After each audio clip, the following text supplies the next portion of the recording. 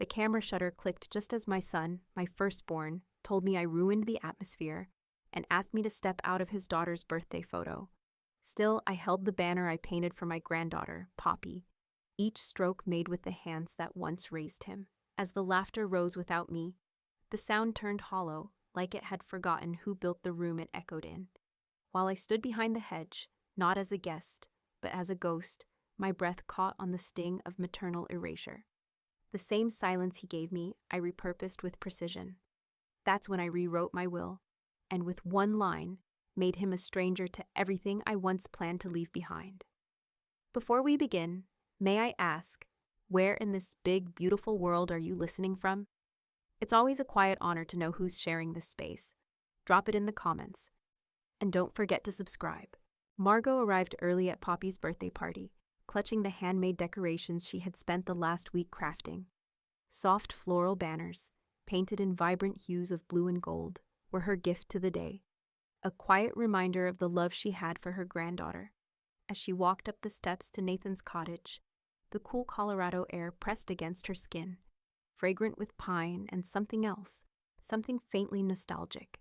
Inside, the house was the picture of Nathan's curated life, crisp, clean, and minimally styled.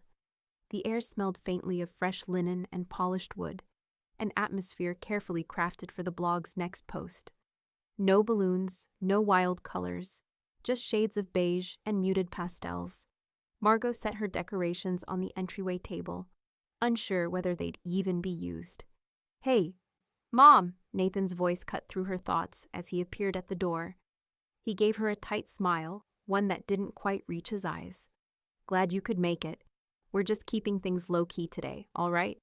"I brought the decorations," Margot offered, holding up the hand-painted banners.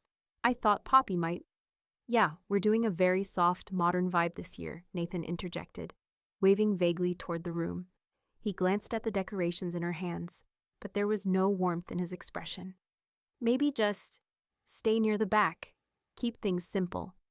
Margot felt the sting, though she forced herself to smile.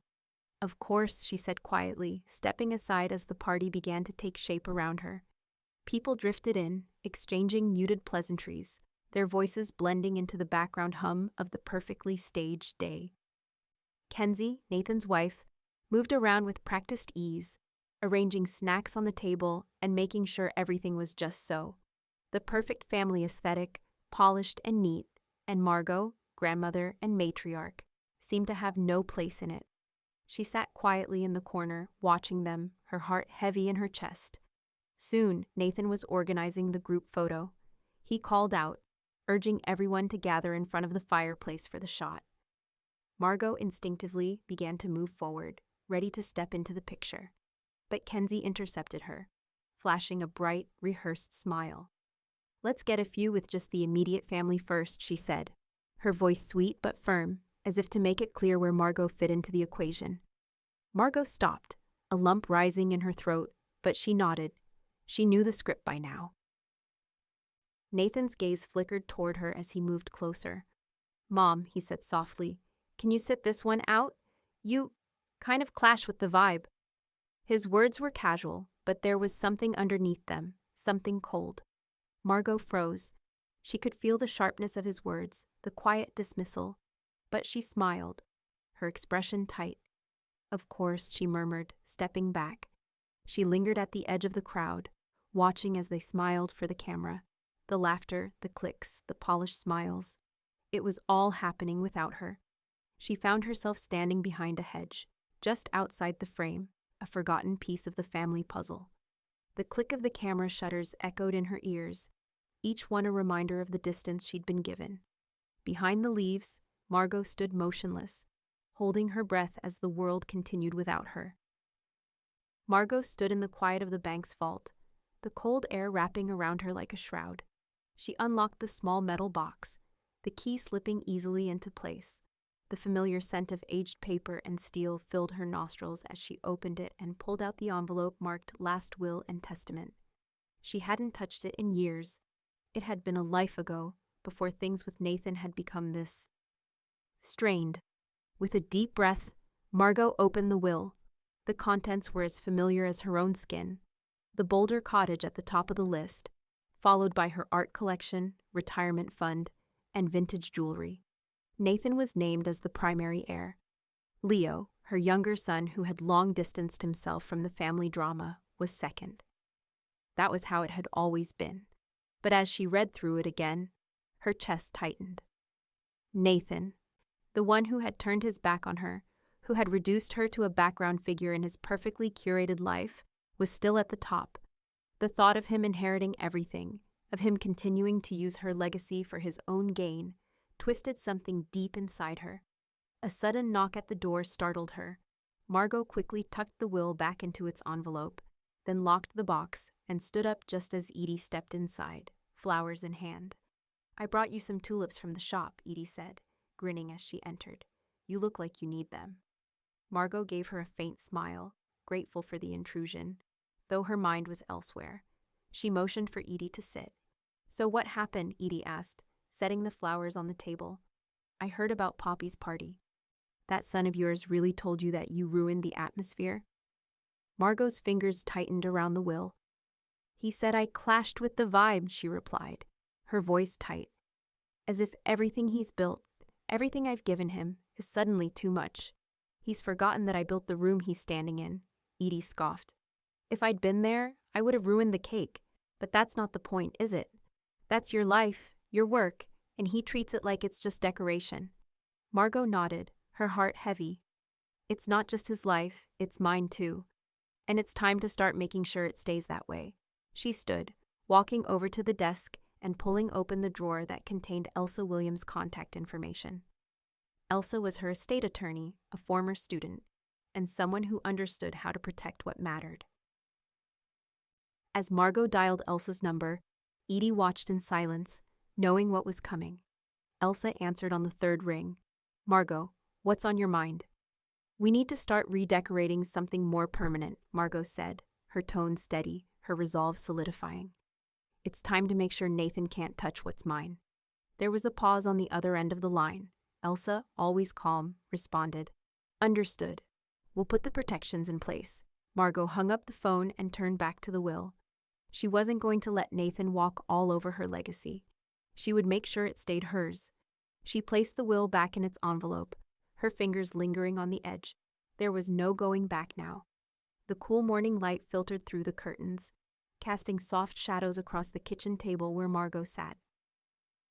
In front of her were the papers Elsa had brought, each one a carefully crafted step toward securing her legacy.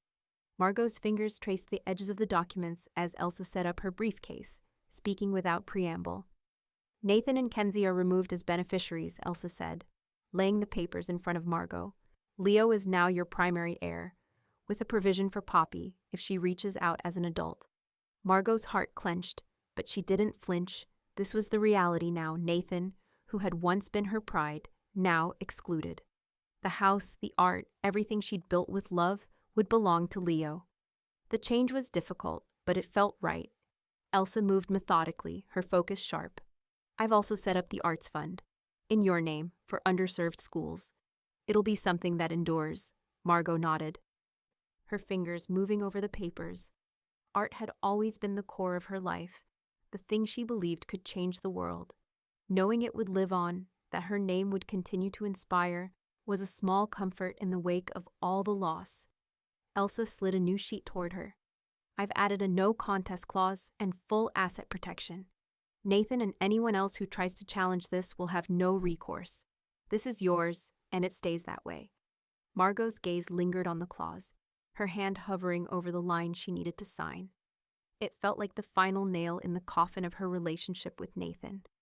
A sharp pang of grief pierced her chest, but she pushed it away. She had no choice. This was the only way to make sure he couldn't take what wasn't his. Elsa watched her closely, waiting. "This is your decision," she said, her voice quiet, respectful. "But if you're sure, I need you to sign." Margot picked up the pen.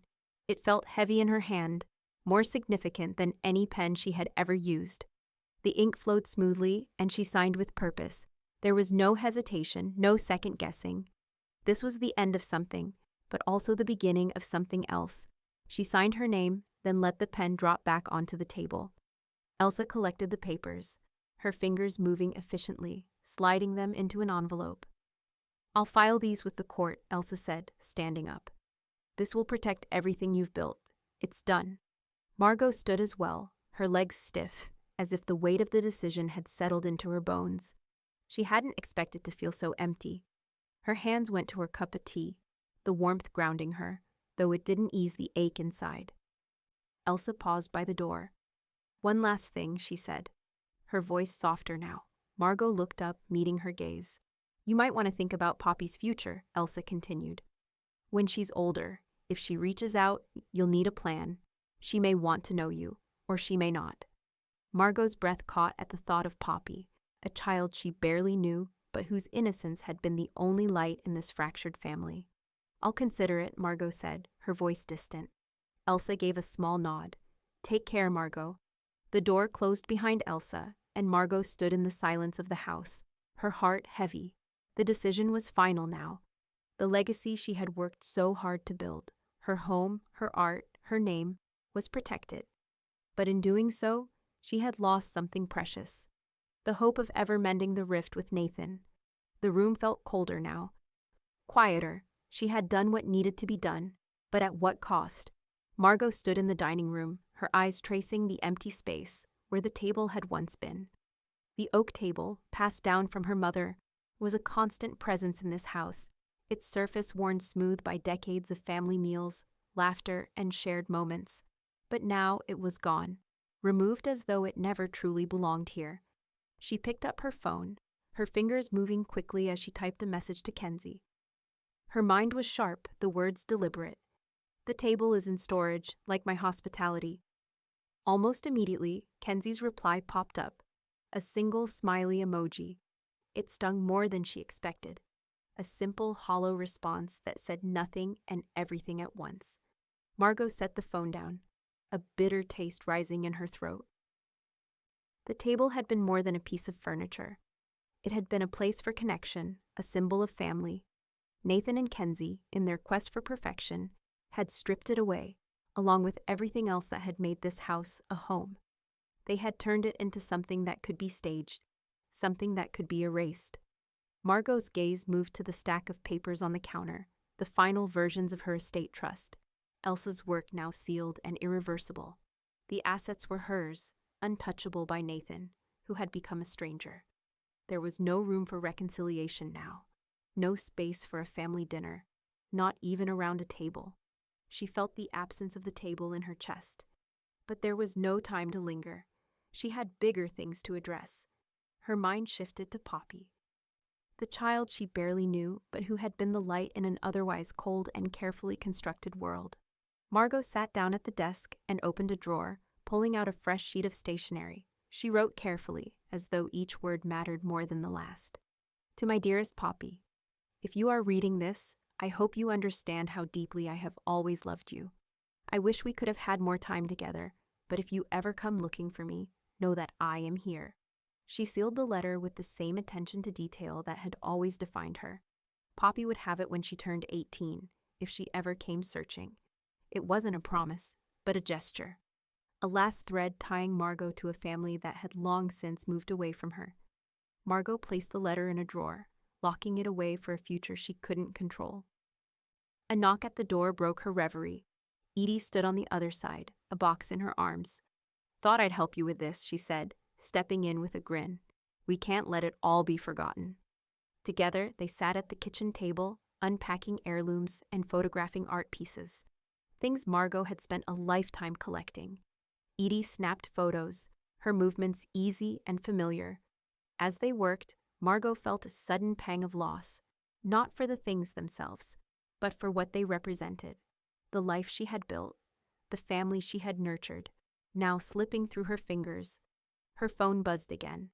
Leo's name appeared on the screen. "Hey, Mom, how's everything?" Margot's heart lifted just a little. Leo didn't ask about the drama, about Nathan or Kenzie. He simply listened. "I'm okay," she replied, her voice soft. "Just moving forward." Leo's voice, steady and calm, came through. "Good. I'm here if you need anything." Margot paused, a small smile tugging at her lips. Despite everything, she wasn't alone. Not entirely.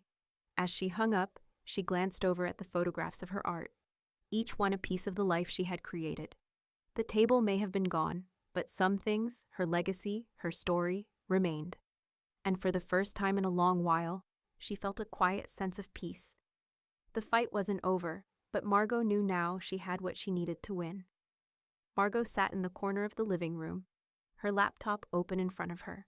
The room was quiet, save for the soft hum of the computer. She had been avoiding this moment for days, but today she couldn't put it off any longer. The brand, their brand, was everywhere. Nathan and Kenzie's curated life had bled into the world, plastered across social media. Their minimalist aesthetic now a commodity. She had seen glimpses of it, but today she would dive in. Her fingers hovered over the keyboard as she typed in the web address.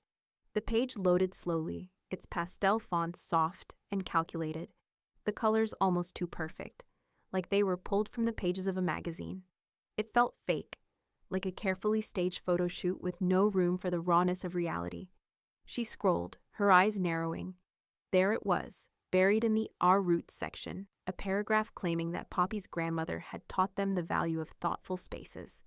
The words were like a slap to the face. Margot leaned closer to the screen, her breath steadying as her fingers tightened around the edge of the desk. Poppy's grandmother, they wrote, as if she had ever been part of the picture they were selling. A lie. The thought burned in her chest, hot and sharp. It was a slap of falseness wrapped in sentimental language. They had erased her presence, just like everything else. Edie's voice echoed in her mind. She had said it the other day, after Margot showed her a photo of the site. "Do you want to comment?" Edie had asked, the mischief clear in her tone. "Or burn it down?"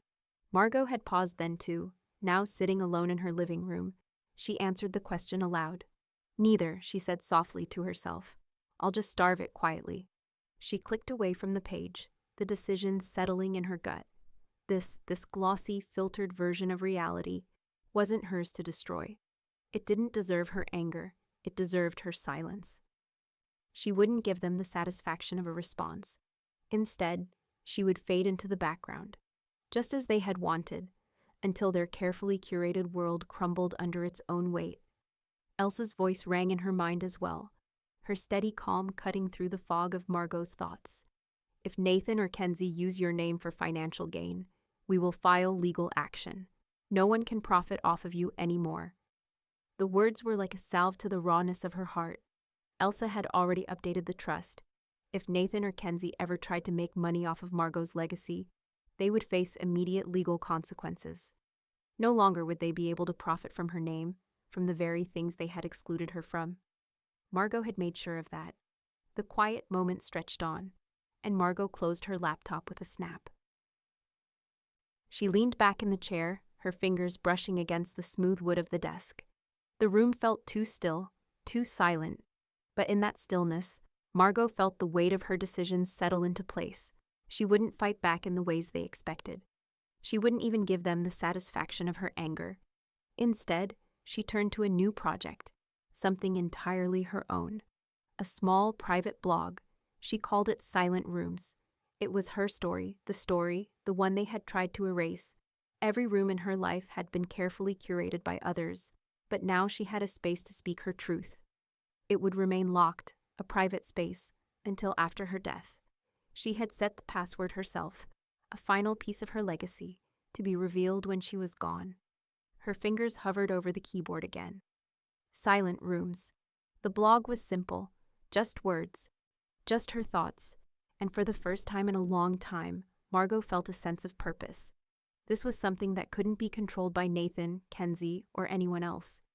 This was hers alone. She hit the publish button. The page flickered and the words appeared, coming soon. But for Margot, it was already enough. She had finally carved out a place for herself, in silence, where she could remain unseen until the world was ready to listen. In that moment, a quiet thrill ran through her. She was still here, still present, and her story was about to be told on her terms. The fight wasn't over. It was just beginning. Margot sat at the kitchen table again, the soft light filtering through the window. Her fingers hovered over her laptop. the cursor blinking at the top of the page. She had stayed away from it for a few days, unwilling to revisit the carefully crafted world that Nathan and Kenzie had created. But today, she couldn't resist. She clicked the link to the new website. The page loaded slowly, the soft pastel colors washing over her. It felt sterile, like a showroom. Its immaculate design meant to be a symbol of the life they had built, one they had built without her. Then she saw it. High-resolution photos of her kitchen, so familiar yet foreign, as though they had been pulled from someone else's memory. The angles were perfect, the lighting soft and flattering. There was the quilted chair her mother had made, the handmade pottery that Margot had spent years collecting, the carefully curated shelf wall. But she wasn't in any of them.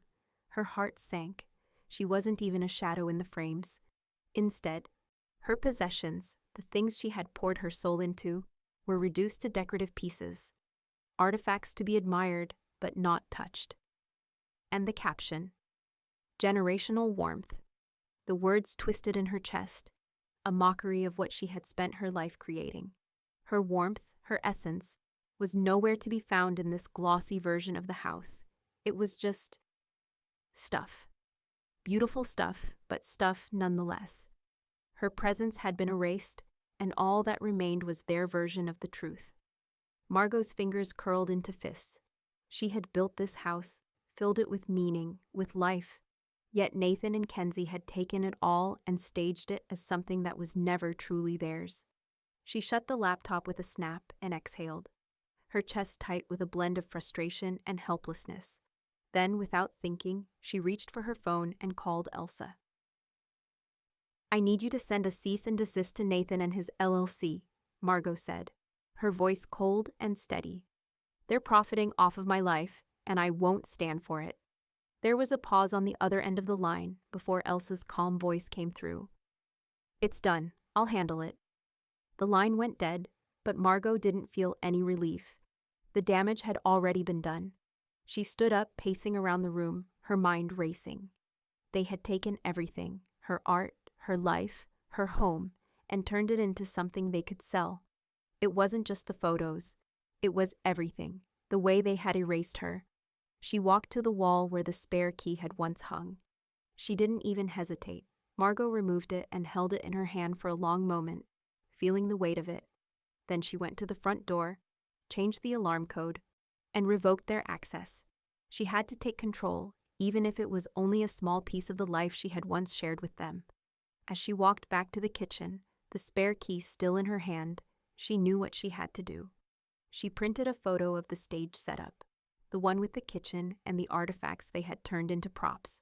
In bold red pen, she annotated the image, writing, "This belongs to me." Margot folded the photo carefully and sealed it in an envelope. She wrote Nathan's name on the front and slid it into the mailbox, the small gesture feeling like the first step in reclaiming what had always been hers. As she closed the door behind her, her phone buzzed. Leo's name flashed on the screen. "Hey, Mom," his voice came through, steady and warm. "I found an old photo of you with my art class. Thought you'd like to see it." Margot smiled, her chest tightening. It was always the small things Leo did that made her heart swell, the little reminders of what really mattered. She opened the photo, and there she was, standing in front of a group of young students, her arms outstretched as she explained something with passion. It was a memory she had nearly forgotten. "I still remember you being the real teacher," Leo had written in the message. A lump formed in Margot's throat. Her eyes blurred with tears, but she wiped them away quickly, not wanting to dwell on the grief of what had been taken from her. Leo's words were a balm to the wound that had been left by Nathan's actions. She stared at the photo, letting it remind her of who she was, the teacher, the artist, the mother who had built this life with love. And it was all still hers, no matter what they tried to claim. She closed her phone and stared out the window, the world outside seeming a little clearer now. They had stolen so much from her, but they hadn't taken everything. Her legacy, her true legacy, was still in her hands. And this fight? It was just beginning. The text came in the middle of the afternoon, and Margot read it once, then again, as though her eyes might be playing tricks on her. "Poppy's recital is tomorrow. If you'd like to come, it's a small group. No pressure, just family. She stared at the screen. Family. That word had become something else entirely, something hollow. Still, she couldn't ignore it. The next afternoon, she found herself sitting in the back of a small auditorium, the chairs arranged in rows, all facing the stage where little dancers were already lined up. She had arrived early, avoiding any interaction with Nathan or Kenzie. The fluorescent lights above buzzed as Margot watched the children shuffle nervously, trying to stay in sync with the music. And then there was Poppy, unmistakable in her bright purple tutu. Her energy filled the room, even if she wasn't quite keeping time with the music. Margot felt a flutter in her chest, a small ache of pride. When the recital ended, the other children rushed toward their parents, but Poppy broke away, her small legs carrying her directly to Margot. Without hesitation, she ran and threw herself into Margot's arms. "Grandma, did you see me?" Poppy's voice was high with excitement, her eyes sparkling with pride. Margot bent down, her heart tightening. "I did, sweetheart. You were wonderful." But then Poppy paused, looking up at her with those wide, innocent eyes. "Why don't you come to the house anymore?" Margot's breath caught in her throat. The question was simple, innocent, but it cut deep. She wanted to answer, but the words stuck in her throat. "I'm always close," she said quietly, smoothing Poppy's hair, "even when I'm not in the room." Before Poppy could ask anything further, Kenzie appeared, her hand too tight on Poppy's shoulder. "Time to go, sweetie," she said, her tone flat. "Say goodbye to Grandma." Poppy waved enthusiastically as she skipped off toward her mother, but Margot remained rooted to the spot. Kenzie offered a forced smile before she ushered Poppy away. The interaction felt too clinical, too rehearsed. Margot stood there for a long moment, the empty space between her and her family stretching further than it had before. Later that night, the text from Kenzie arrived. "Please don't confuse her." The words landed like a stone. Margot's thumb hovered over the screen, her fingers curling into a fist. There were so many things she could say, so many responses that swirled in her mind, but none of them felt right. She put the phone down without replying. She didn't need to. After a long breath, she stood and walked over to the counter where she had left her phone earlier. It buzzed again, this time a message from Edie. Next time they text, send them a receipt for emotional labor. Add sales tax, maybe throw in a cleaning fee. Margot smiled, just for a moment. It felt good to laugh. Edie always had a way of cutting through the tension, making Margot feel a little lighter. As the night went on, Margot deleted Nathan and Kenzie's brand's Instagram from her bookmarks. The perfect, curated life they projected didn't need to be a part of her world anymore. She couldn't force herself to look at it any longer. Then, as if it was a final act of closure, she updated her estate letter. It was simple, just a single line. Absence was not chosen. It was assigned to me. Margot saved the document. Elsa's voice echoed in her mind, reminding her that the charity arm of her trust had been finalized, that her legacy was now protected and set in motion. Still, the ache from Poppy's question lingered. No amount of legal protection or strategic silence could change that. The future was still uncertain, but in that moment, Margot knew one thing for sure.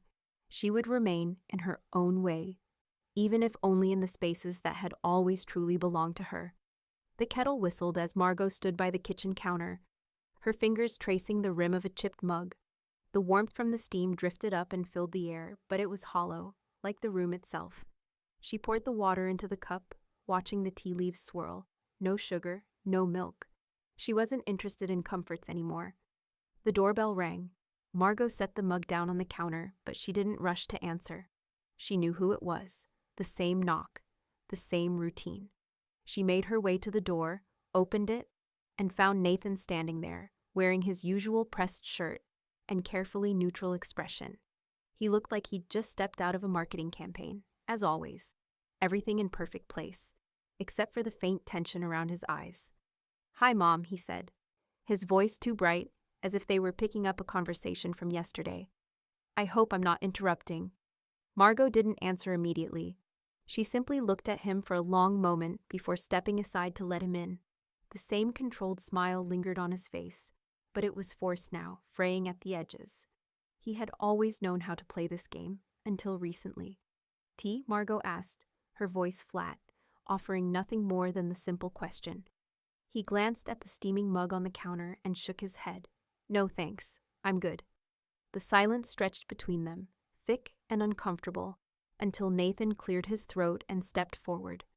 We've been getting a lot of traction lately, he said, running his fingers through his hair, the way he always did when he was about to sell something. Your cottage, your place. It's really sparked people's interest. It's been trending.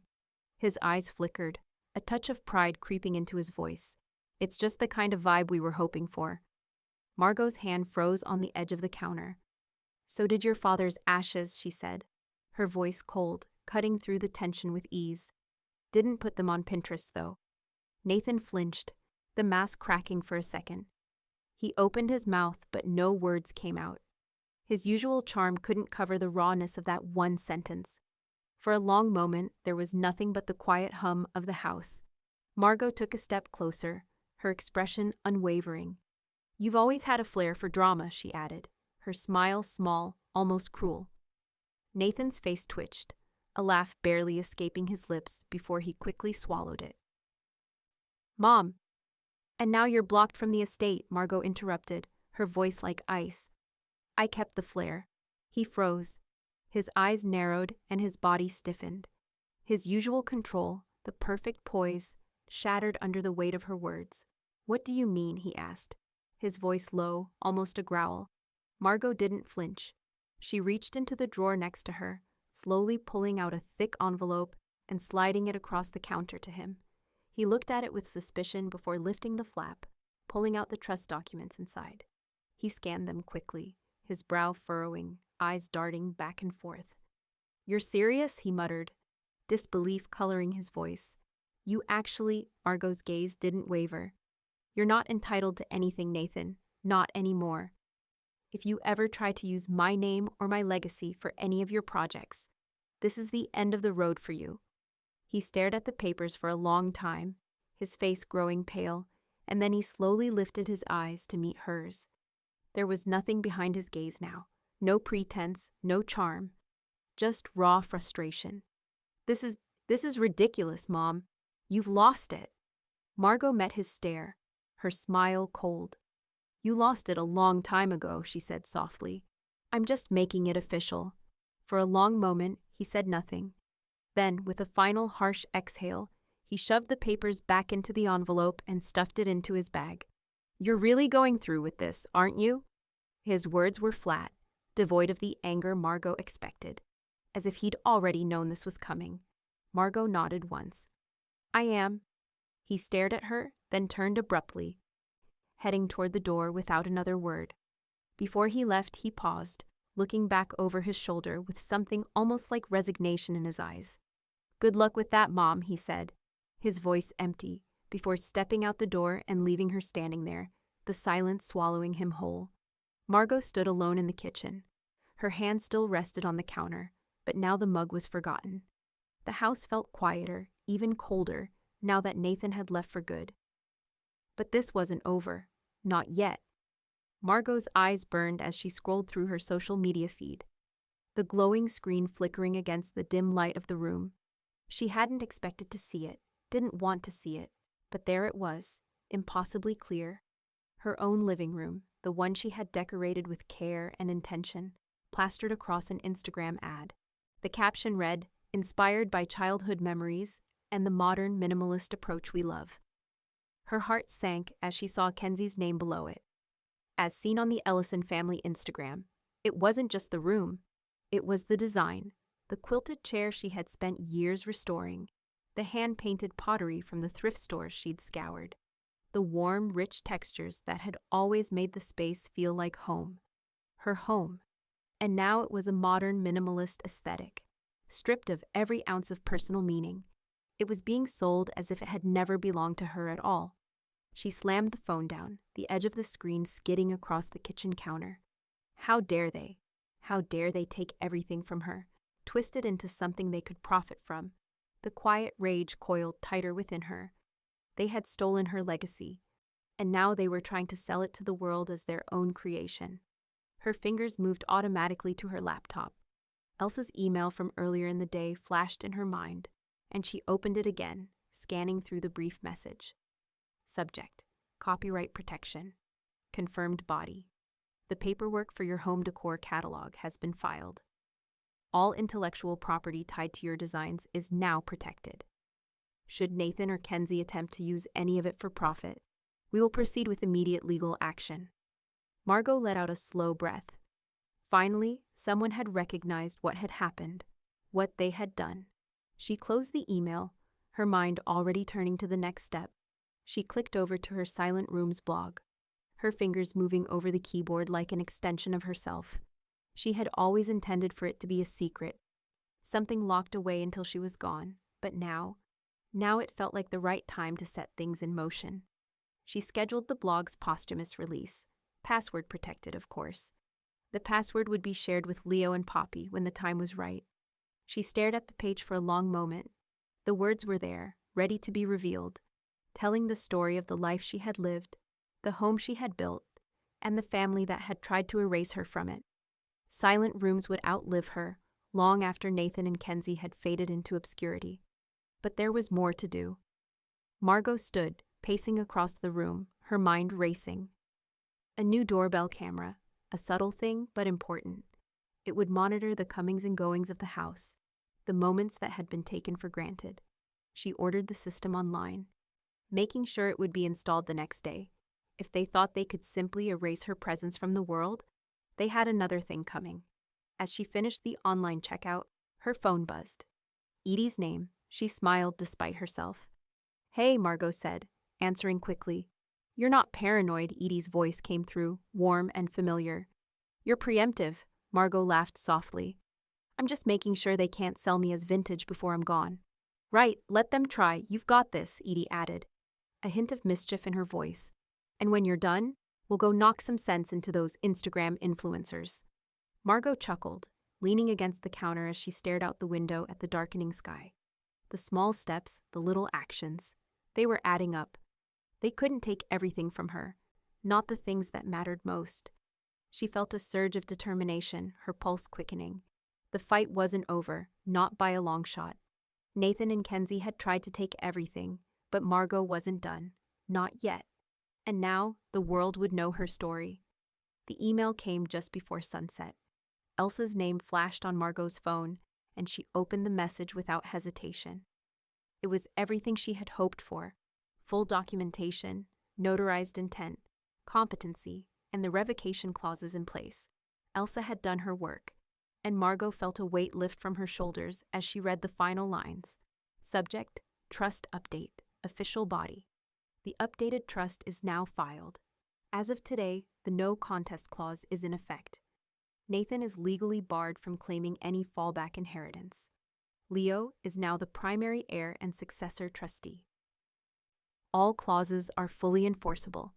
Margot closed the laptop slowly. The silence that filled the room was both satisfying and eerie. Nathan had tried to claim ownership over her life, over everything she had built. But now it was final. He couldn't touch it, couldn't leverage it, couldn't rewrite the history he had tried to erase. She sat there, in the stillness, as a small smile tugged at the corners of her mouth. She had always thought she'd be swept under the rug, overlooked like so many of the things she had created. But now, the rug had been lifted. Then, almost as an afterthought, she opened a different tab. It was the brand's website again, but this time she wasn't curious. She knew what she would find. The clean, minimalist layout, Kenzie's face in the Our Roots section, the sterile narrative of their inspirational beginnings. Margot clicked on the page labeled Foundational Influences and read the text again. Her name, once proudly mentioned, had been scrubbed away, replaced by Kenzie's manufactured story of modern minimalism. A surge of anger rippled through her chest, but this time it didn't last. Instead of firing off an angry message or launching another legal battle, Margot clicked through the settings and issued a formal demand for the brand to remove her name completely. Elsa would handle the rest. With one final sigh, she closed her browser, then reached for her personal file. She hadn't updated her obituary in years. She hadn't thought to make such decisions until now. As she read over the draft, she felt an odd sense of clarity. The obituary was simple, just the basics. But Margot had never been one for simplicity. She added a new line at the bottom, something that, in her mind, redefined everything she had been through. Margot Ellison is survived by her son, Leo, and her granddaughter, Poppy. Nathan and Kenzie Ellison are not mentioned. Margot stared at the words for a moment, then pressed save. There was no need to explain it further, no need to make it sound less harsh. This was her truth now, and it would be carried forward, even after she was gone. She rose from her desk and walked over to the window, her fingers gently brushing the blinds aside. The dusk light was fading, and the first stars were just beginning to pierce the darkening sky. On impulse, she grabbed her coat and left the house. She walked down the street, her boots crunching against the gravel, until she reached the public library, the one where she had spent so many quiet afternoons reading, lost in the pages of books that had shaped her world. The library had always been a part of her, a place of visibility when so many other spaces had overlooked her. She stepped up to the small bench outside the building and sat, her fingers brushing the cold metal she had already arranged for it, the bench, engraved with the words, "In honor of visibility." Margot didn't have to explain it to anyone. She had chosen this quiet act of rebellion. Let them ignore her, let them rewrite her history. They couldn't take her presence from this world. Not here. And as she sat there, the world around her fading into the twilight, Margot knew this fight. Her fight was not over. But it was on her terms now, and she was finally at peace with that. The bench would be her legacy. A small, silent stand against the erasure of her life. Her name might not be in the brand's history, but it would be here, in the space she had carved for herself, in the world she had built with her hands. And for the first time in a long while, she felt like she was truly seen. The letter arrived on a Tuesday, a small envelope tucked neatly into the stack of bills and newsletters that cluttered Margot's mailbox. She almost missed it, but something about the handwriting, so familiar yet delicate, caught her eye. She tore open the envelope carefully, her hands steady as she pulled out a drawing. It was a child's drawing, crayon marks bold and confident. A smiling sun above a wide green field, with a single stick figure person standing proudly in the middle. The figure had round, disproportionate eyes and a huge smile. Margot recognized the figure instantly, Poppy, her granddaughter. The note that accompanied it was simple, written in Poppy's awkward, childlike script. She said this was for Grandma. Margot's chest tightened.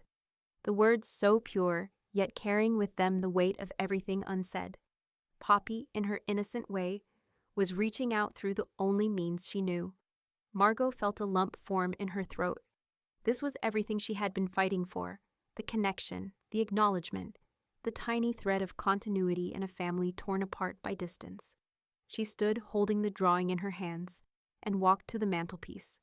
The photo of her and Poppy from that rare day at the park, the one Kenzie had tried to exclude from their social media, stood beside the fireplace. Margot framed the drawing, its bright, crude lines a stark contrast to the elegant, muted tones of the room. But it felt right. It felt like her, like them, like something that would endure beyond the polished narratives others had tried to build. She placed it gently next to the photo. The mantelpiece had always been the centerpiece of the house, and now, in this small, unspoken way, it was her space again. That evening, Margot sat at her desk with a fresh sheet of paper, the words forming in her mind before her pen even touched the page. She had written many letters in her life, but this one felt different. This one felt like a final act of love, a commitment to the future. She wrote to Poppy. "My dearest Poppy, I hope one day you'll read this, when you're old enough to understand the truth. The distance between us was never my choice, but I'll always be here, just a thought away. You gave me the courage to fight for what's mine, and for that, I will be forever grateful. When the time is right, we'll be able to share these stories. Until then, know that my love for you never fades." Margot sealed the letter and slipped it into the drawer with the first one, the one to be opened when Poppy turned 18. She locked the drawer with the quiet finality of someone who had already made their peace. The letters were her legacy, tucked away like little seeds to be discovered when the world was ready for them. A week later, Leo arrived for a long weekend. He called ahead, as he always did, his voice calm but with an underlying warmth that made Margot's heart swell. He didn't ask about Nathan. He didn't need to. Instead, they spent their days together, moving between the kitchen and the garden, making jam like they used to when Leo was small. The quiet of the house was comforting now, and the absence of conflict was a peace Margot hadn't realized she needed. As they worked, Leo spoke about his art, his latest projects, the quiet life he was building in Oregon. He was, as always, content to let the past be. There was no mention of Nathan, and for once, Margot didn't feel the need to bring him up. Leo's presence, steady and unspoken, filled the gaps left by the rest of the family. That Sunday, Elsa sent another email. The final clause had been added to the trust. If Poppy reached out and maintained contact with Margot by the time she turned 25, she would be entitled to the inheritance, just as Margot had originally intended. It was a simple, clean stipulation, but it made Margot's heart swell with the quiet hope that Poppy would one day find her way back. "She's not forgotten," Elsa had said in the email. "Your legacy is safe." Margot read it again and leaned back in her chair. Her fight was done. The future, at least in this small corner of it, was now secure. Later that afternoon, Edie called. "You've made silence into architecture," she said, her voice sharp and approving. "And I think the world is about to notice." Margot smiled faintly, her eyes drifting to the framed drawing by the fireplace. She didn't need the world to notice. She had already built something lasting, something no one could take from her. The fight had been long, and it had been lonely at times, but the space she had fought for was hers. The world might never see it in the way she had hoped, but at least she was seen in the small, quiet ways that mattered most. And that, in the end, was enough. The invitation arrived in the mail, neatly folded, a soft metallic sheen to the cardstock. Margot didn't even open it. She knew what it was, an invitation to Thanksgiving dinner from Nathan and Kenzie. Their way of maintaining the illusion of family, of keeping up appearances. She didn't reply. She didn't need to. Let them play their game. Margot had moved on from their scripted lives long ago. Thanksgiving came and went, and Margot hosted her own quiet dinner. Edie arrived early, followed by Leo, and then two neighbors, widows from the block who had grown close to Margot over the years. It was small, intimate, and filled with the warm hum of real conversation. Nothing staged, nothing curated, just genuine connection.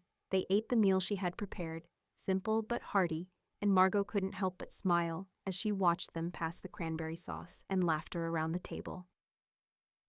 When the last bite of pie was finished, Edie raised her glass of cranberry wine. "Here's to the family we choose," Edie said, her voice clear and warm. "The one that shows up, no matter what." Margot's heart swelled at her words, the sentiment raw and honest.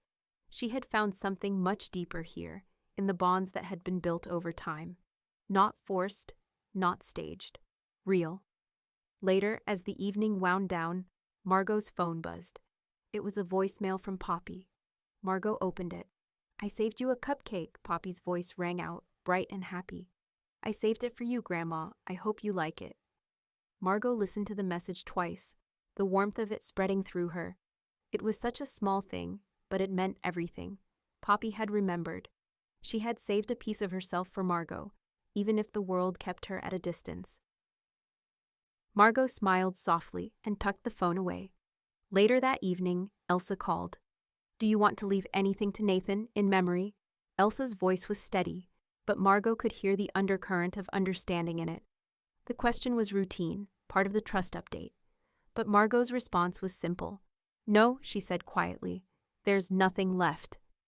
Elsa was silent for a moment. Then she answered, "Understood." Margot leaned back in her chair and sighed, the weight of the day settling over her. She had built something lasting, even if Nathan and Kenzie had tried to erase her. Margot glanced around the room. Edie, Leo, and the neighbors chatted in the corner. Her legacy wasn't defined by them.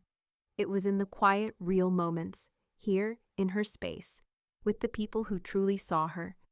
She rose from the chair, making her way to the mantel. The drawing Poppy had made, framed now beside the photo of their day at the park, caught her eye. The bright, simple colors stood in stark contrast to the muted tones of the room, but it felt right. It was her piece in this world. Margot didn't need approval from Nathan. She had everything she needed right here. Nathan's blog post appeared on a Thursday. The headline caught Margot's attention: Navigating Difficult Parents, How to Handle the Emotional Minefield. She knew what it was, just another attempt to frame their fractured relationship in his controlled, polished narrative. Margot didn't respond. She hadn't responded in months. What was there to say? His words felt hollow, just another part of the manufactured life he had been creating. She turned off her phone and moved on. Days later, Kenzie launched a new collection, Legacy Wreaths. It was supposed to be a tribute to family tradition, to handcrafted warmth. Margot almost laughed when she saw the posts, but she didn't engage. She had learned long ago that responding only fed their game. The wreaths didn't sell. The sales numbers were abysmal, and Margot didn't need to check to know why. People could see through the surface, even if they didn't always say it out loud. Instead, Margot focused on the things that mattered. That Thanksgiving, she hosted a dinner at her house. Edie arrived first, then Leo, followed by 2 neighbors, widows who had spent years living down the block. They weren't family by blood, but they were family in every sense that mattered. They ate, laughed, and toasted to something real, not the carefully cultivated narratives of social media. Edie raised her glass of cranberry wine and said, "Here's to the family we choose, the ones who show up." The sentiment was simple, but it hit home in a way nothing had in a long time. After the dishes were cleared, Margot's phone buzzed. It was a voicemail from Poppy. "I saved you a cupcake," Poppy's voice said, her words so sweet and unguarded. "I saved it for you, Grandma." Margot played the message again, and then a third time, the warmth of it filling the empty spaces Nathan's silence had left behind. This was real. This was something he could never erase, no matter how much he tried. Later that evening, Elsa called. It was about the trust, just routine. "Do you want to leave anything to Nathan in memory?" Margot didn't hesitate. "No," she said softly. "There's nothing left." Elsa was quiet for a moment, then responded simply, "Understood." Margot set the phone down, the weight of the day settling over her. She had spent so much of her life trying to make sense of Nathan's choices, but now she saw clearly. She had built something stronger, something that couldn't be shaken by his absence. She stood looking around the room, at the dinner table now scattered with empty glasses and plates. Edie, Leo, and the neighbors were talking quietly, but Margot felt a stillness that was hers alone. The legacy she had fought for wasn't tied to the brands, the blogs, or the curated images Nathan had built. It was in the quiet, real moments she created with the people who truly saw her. She walked to the fireplace where Poppy's drawing, framed beside a photo from the park, now sat. The colors of the drawing, bold, messy, and full of life, stood out against the muted tones of the room. It was her piece of the world, and it felt right there. Margot smiled to herself. The real legacy was never about what was on social media. It was in these small, unacknowledged acts of love. These were the things that mattered most. The world could pretend not to see them, but Margot knew they were the ones that would endure. The message from Kenzie came late in the evening. An odd, almost apologetic tone layered between the words. It was the kind of message Margot had long stopped expecting. Yet here it was, carefully crafted, as if it had been written after much deliberation. "We just want to reconnect," Kenzie's text began, her words polite but hollow. "Let's do a few photos for memory, please, for Poppy." Margot stared at the screen for a long time, the weight of the message sinking in. So this was it, their version of reconciliation. It wasn't a real apology. It wasn't even a real conversation. It was just another carefully curated moment, another attempt to manufacture a narrative for public consumption. "For memory," Margot muttered to herself, her fingers hovering over the keyboard. She knew exactly what this was about. Images, appearances, optics. The whole thing made her feel sick. "Not marketing," she typed back, her words firm but without malice. She wasn't going to give them the satisfaction of her anger. She had moved beyond that. She thought for a moment longer, then sent a simple reply. "I'll be there." The next day they arrived at her house, their presence like a shadow that stretched over everything. Nathan stood at the door, looking as perfectly put together as ever.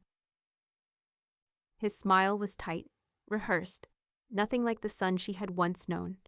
Kenzie was beside him, her expression unreadable, but the professional smile was firmly in place, the one she saved for photos, the one that screamed image control. "We just want things to feel right again," Kenzie said, her voice oddly hollow in the stillness of the room. "For Poppy." Margot nodded slowly, the air thick with the weight of unsaid things. Poppy was the only reason they were here. Margot understood that, but it didn't change the fact that this moment, like everything else, felt staged. "2 photos," Margot said, her voice steady. "Just us, no smiles, just presence." They hesitated for a moment, glancing at each other before nodding. Kenzie held up her phone, and Nathan stood by her side, stiff but compliant. The click of the camera echoed in the room. Sterile, unemotional. Margot stood still, her posture unchanged, her eyes clear but distant. There was no warmth in the photo. There was no real connection. The moment passed, and without another word, Kenzie lowered the phone and gave a tight smile, signaling that it was over. As they left, Margot stood in the doorway, watching them walk away without a second glance. The world outside remained as it was, distant, cold, but far more honest than whatever fragile moment they had tried to create inside her home. Later that night, as Margot poured herself a glass of wine, her phone buzzed again. She glanced at the screen, and her stomach tightened. "Poppy's grandma, all smiles in the sun. Thank you for making the memory so special." It was a caption from Kenzie's Instagram. The photo was posted, tagged with her name as if everything had been resolved, as if the carefully composed smile on her face had somehow bridged the gap between them. Margot set the phone down, her gaze drifting to the window. She didn't feel anger, not anymore. She felt something quieter, deeper, a resigned sadness for what could never be repaired. But then, as the minutes passed, she felt a strange calm. She had already won. The photos, the posts, the polished moments, they were nothing compared to the truth of her silence. The next morning, she checked again. The photo was still there, tagged with her name as part of their manufactured story. But then, a notification popped up. Photo removed. It was gone. The tags had been removed, just like that. The narrative they had tried to build, the moment they had tried to fake, was erased as quickly as it had appeared. Margot couldn't help but smile, a small, quiet triumph. They hadn't won. Not in the ways that mattered, not in her world. And as she sat back, watching the world beyond her window move on, she realized something. Their attempts to reshape her, to control the story, had failed. They couldn't take her silence, her truth, and make it fit into their version of events. The narrative they tried to own would never belong to them. It had always been hers. Margot's memoir was published posthumously, a quiet affair at first. But then something shifted. Local media picked it up, as did a few niche blogs that prided themselves on uncovering the raw, untold stories of life behind curated lives. Within weeks, her name trended locally. It was not the kind of fame Nathan had expected for her, nor the kind he had ever imagined, but it was real. The words spilled out, the letters to Poppy, the blog she had kept hidden, the carefully documented moments that spoke of a life spent fighting for authenticity. All of it unlocked, all of it made public. It wasn't just the words, it was the weight of her silence, the space she had carved for herself amidst all the noise. And then there was the bench, the one in front of the library engraved with "In honor of visibility." The quiet rebellion that had been Margot's final act of defiance was now a public statement. Tourists visited the library, taking photos of the bench, and more than one person had paused to read the words, some even taking a moment to reflect. Poppy, now 18, found her letter just as Margot had planned. She read it in silence, the pages soft with time, her fingers tracing the words as she tried to understand the woman who had been left out of her life. It was a private moment for Poppy, one that Margot would never see. But the impact of it rippled through her in ways no one could have predicted. A day later, Poppy sent a single text to her father. I would have included her.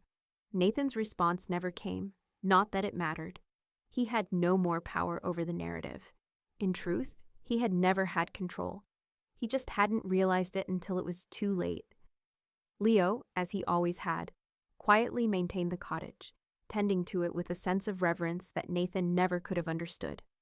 He ensured the Arts Fund continued, the donations flowing into underserved communities as Margot had intended. Her vision, her legacy, would live on, even if Nathan had chosen to abandon it. Meanwhile, Leo's next gallery show included a piece of Margot's work titled Uncropped. It was a simple, raw portrait of a woman standing in the middle of a garden, framed not by the beauty of perfection, but by the wild, untamed edges of real life. It was the work that Margot had always hoped would be seen, even if it had taken years for the world to recognize it. Nathan, in the end, faded from the legacy. Kenzie, unable to profit from the story she had worked so hard to shape, quietly closed the brand. It vanished. A fleeting whisper in the world of influencers, the carefully staged moments losing their power once the audience had seen the cracks. The house that Margot had built, both physically and emotionally, stood as a quiet monument to everything they had tried to erase. Her name was no longer tied to the brand's fake narrative or Nathan's image-driven world. Instead, it was tied to something real, to the people who had known her, loved her, and had seen the truth of her.